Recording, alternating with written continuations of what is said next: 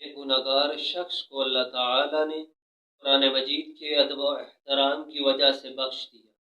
ملفوظات خواجہ معی الدین کے اندر ہے کہ ایک فاسق و فاجر نوجوان سے تمام ہی مسلمان تنگ تھے۔ لوگوں نے اسے بڑا ہی سمجھایا مگر اس نے کسی کی بھی بات نہ مانی۔ آخر جب وہ مر گیا ایک بزرگ نے اسے خواب کے اندر دیکھا۔ اس کے سر پر تاج ہے اور وہ فاخرانہ لباس زیب تن کیے ہوئے رونق افروز ہے۔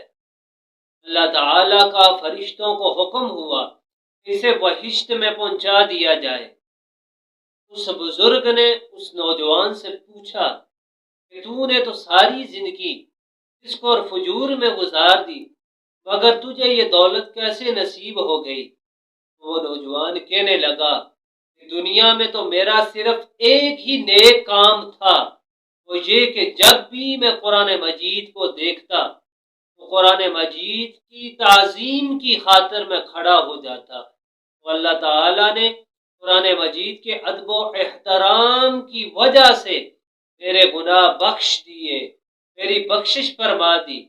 سامعین کرام، اللہ تعالیٰ ان لوگوں پر کرم فرماتا ہے جو قرآن مجید کا ادب و احترام کرنے والے ہوتے ہیں، اور وہ گناہگار شخص اور تو بظاہر اس کے پاس کوئی نیک عمل نہیں تھا، لیکن ایک ہی عمل تھا کہ وہ قرآن مجید کا بڑا ادب کرتا تھا۔ اللہ تعالیٰ نے قرآن مجید کے ادب کی خاطر اس شخص کے تمام ہی گناہوں کو معاف فرما دیا۔